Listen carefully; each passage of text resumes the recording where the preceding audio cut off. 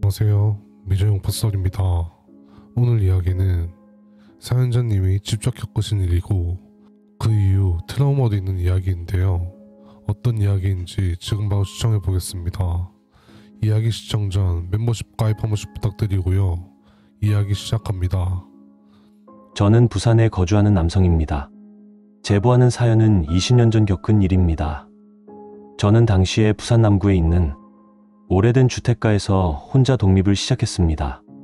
당시 월세가 싸고 조용한 동네였고 대중교통을 이용하여 본가도 30분 거리여서 독립을 하기로 마음을 먹고 일주일 만에 별 생각 없이 집을 계약했는데요.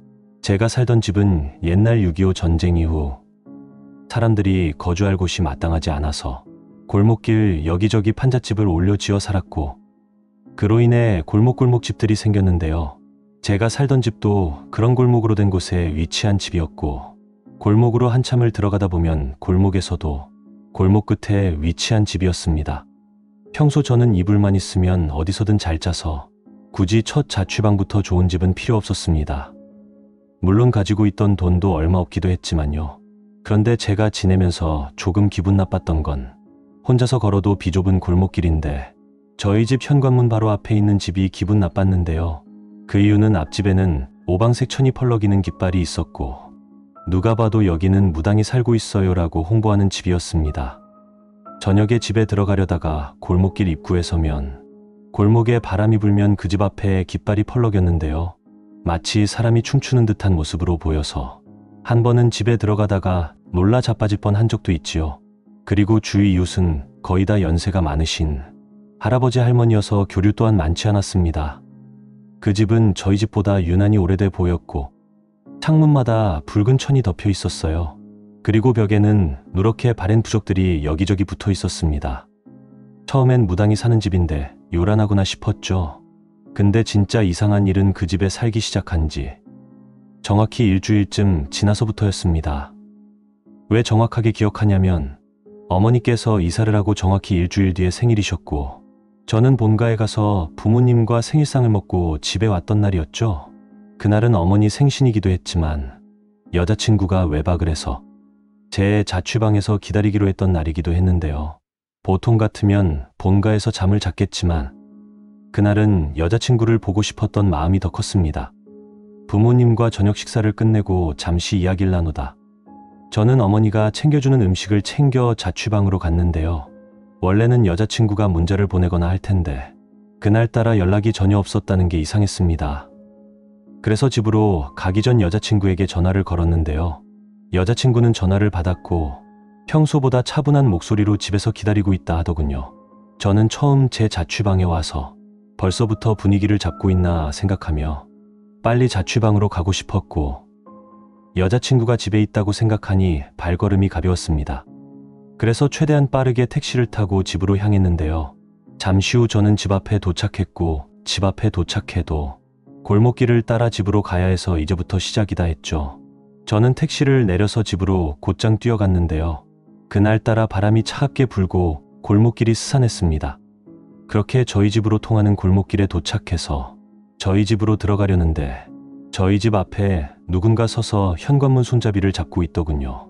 저는 누구길래 우리 집 앞에 서 있지라고 생각했고 천천히 그쪽으로 다가섰는데요. 점점 다가서자 그 형체는 어디론가 눈앞에서 사라졌고 집안에서는 여자친구가 울부짖는 듯 고함 소리가 들려왔습니다. 저는 놀라서 다른 건 다 집어치우고 잠겨있는 현관문을 열고 집으로 달려들어갔는데요.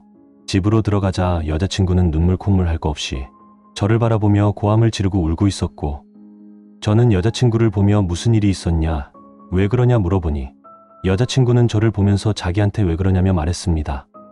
저는 갑자기 저에게 자기한테 왜 그러냐 물으니 무슨 상황인지 이해가 되질 않았는데요. 저는 집안을 둘러보는데 여자친구는 더 이상 저랑 못 사귀겠다며 고함을 질렀습니다. 그때 여자친구는 누군가에게 쫓기는 듯 보였고 저는 여자친구 손을 붙잡고서 무슨 일이 있었던 거냐 달래보려 했는데요. 여자친구는 그래도 진정하지 못하고 몸을 떨었습니다. 그리고 저를 똑바로 보더니 도저히 여기 못 있겠다며 이야기했고 저를 밀치고 집을 뛰쳐나가버렸습니다. 여자친구가 나간 뒤 저는 멍하니 여자친구가 나간 문을 바라보았는데 지금 이 상황이 무슨 상황인지 도무지 이해가 안 되더군요.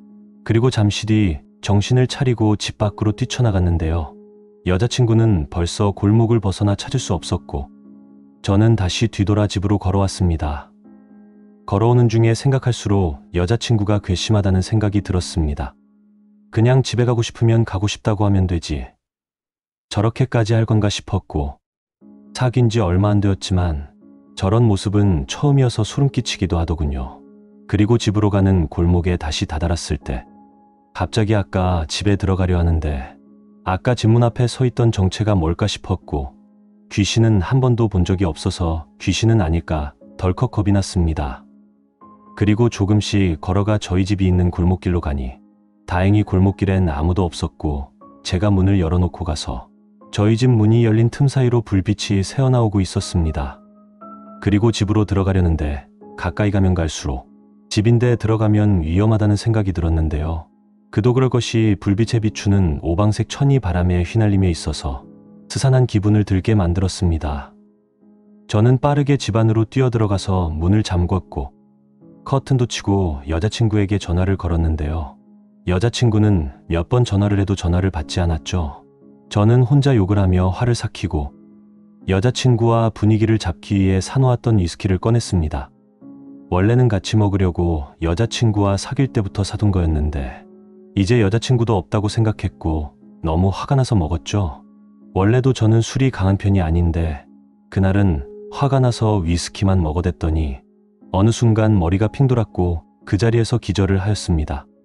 그리고 잠시 후 바람소리가 심하게 창문을 두드렸는데요. 그때는 진짜 바람소리라고 생각하고 이불을 덮고 다시 잤는데 이상하게 바람소리는 더 심해지고 몸은 한기가 돌았습니다.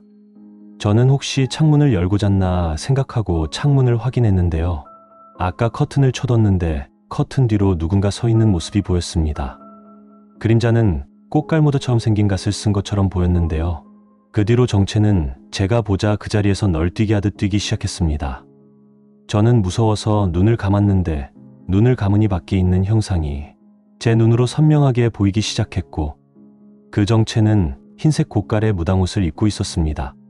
그리고 저를 보며 알아들을 수 없는 말을 하기 시작했고 저는 살려달라 애원했죠. 그러자 그 무당은 저에게 한 걸음에 다가오더니 웃기 시작했고 사람이 낼 수 없는 가늘고 얇은 목소리로 저를 보며 웃으며 말했는데요. 저는 그 모습을 보고 기절하였습니다. 그렇게 다음날이 되었고 저는 무서운 꿈이라고 생각했는데요. 다음날이 되어 폰을 보니 여자친구에게 전화가 와 있더군요. 저는 어제 그렇게 해놓고 미안했나 보다 생각하고 전화를 했는데요. 여자친구는 전화를 하자 봤더니 저에게 괜찮냐며 묻더군요. 저는 어제는 그렇게 가놓고 이제 와서 괜찮냐 물어보는 걸 듣고 진짜 문제 있는 애인가 생각하며 말을 잇지 못했는데요. 여자친구는 제가 말이 없자 빨리 그 집에서 나오라며 이야기했습니다. 저는 일단 만나서 이야기하자며 이야기했는데 여자친구는 그럴 게 아니고 여기로 오라며 주소 하나를 보내주었습니다. 저는 카페겠거니 하고 집을 나와 여자친구가 알려준 주소로 갔는데요. 그곳은 오방기가 걸려있는 무당집이었고 여자친구는 무당과 무슨 이야기를 나누고 있는 듯 보이더군요. 그리고 여자친구에게 들은 이야기는 소름 끼쳤습니다. 여자친구는 그날 저녁 7시 40분쯤 저희 집에 도착했다고 합니다. 가로등 불빛이 희미하게 비추는 골목으로 들어가 집 앞에 도착했는데 맞은편 집에서 북치는 소리가 들려왔다고 하는데요. 여자친구는 저를 기다리다 그 소리의 정체가 궁금해졌고 여자친구는 맞은편 집을 보았다고 합니다. 그런데 집은 온통 붉은 천으로 뒤덮여 있었고 자세히 보니 집 앞에 한 여자가 땅에 앉아 있었습니다. 그리고는 북채 같은 걸 들고 바닥을 천천히 두드렸다는데요. 여자친구는 너무 기괴해서 다시 집으로 돌아가려고 했는데 무당 귀신은 뒤에서 여자친구 이름을 부르더니 그 여자가 여자친구 어깨 쪽으로 넘어와 고개를 들었는데 그 순간 심장이 멎는 줄 알았다고 합니다. 그 정체는 눈동자가 하얗게 흐려져 있었고 입술은 검게 갈라져 있었다고 하더군요. 그것은 입을 움직이지 않았는데도 여자친구에게는 말이 들렸다는데요. 이 집 아직도 있네라며 말했다고 합니다. 그리고 저희 집까지 따라와서 여자친구 주위를 맴돌며 국 같은 걸 하듯 뛰기 시작하더니 저에게 이야기를 하면 끝까지 따라와서 저와 여자친구를 죽일 거라며 했다고 합니다. 그래서 여자친구는 저에게 아무 말도 못하고 있었고 제가 여자친구를 달래는 와중에도 문 뒤에서 여자친구를 보며 뛰면서 웃고 있었다고 하더군요. 그리고 무당에게 이야기를 하니 아마도 무당 귀신인 것 같다며 이야기했는데요. 그 집 주위에 돌아다니며 그 집에 대해 알아보라며 이야기해 주셨습니다. 그 말을 듣고 저는 집 주위에 한 번도 마주친 적 없는 이웃을 찾아다녔는데요. 다행히 할머니 한 분과 이야기를 할 수 있었죠. 저는 어디에 사는 사람이라고 이야기를 하자 할머니는 저를 당연히 안다는 듯이 고개를 끄덕였는데요. 그리고 저는 저 집에 도대체 무슨 문제가 있는 거냐 물어보자 할머니는 갑자기 표정이 굳더니 한참 말을 못 하시더라고요. 그러다 작게 한숨 쉬면서 말씀하셨어요. 그 집 사람 안 산지 오래됐어요. 옛날에 무당이 살았는데 제자 굿하다가 쓰러져 죽었대요. 그날 이후로 아무도 안 들어가요. 그 말을 듣고 진짜 소름이 돋았습니다. 그리고 저는 무당에게 다시 찾아가서 이야기를 해주자 무당은 무언가 알았다는 듯 저와 여자친구에게 굿을 할 것을 추천해 주셨고 저와 여자친구는 그날 일이 다시 일어날까 걱정되어 굿을 했습니다. 그리고 그 뒤로 그 집에서도 나왔는데요. 그 뒤로 아무 일 없을 줄 알았지만 저에게 굿을 해준 무당 선생님께서는 아무리 굿을 해서 누르긴 했지만 3번 정도는 몸을 다치게 될 거라며 이야기했습니다. 그렇게 저는 3번의 화를 입었는데요. 첫 번째는 그 일이 생기고 얼마 뒤 회사를 마치고 퇴근을 하다 길가에 있는 전봇대에 손이 부딪혔는데 손뼈 3개가 부러졌습니다. 두 번째는 술을 먹고 집 소파에서 자고 있던 중 콘센트 불량으로 화재가 발생하여 이도 화상을 입었습니다. 그리고 마지막 3번째는 1년 전 집에 오는 길에 주차된 차량이 자동으로 움직여 저를 받고 가서 6개월 동안 입원한 상태로 지냈는데요.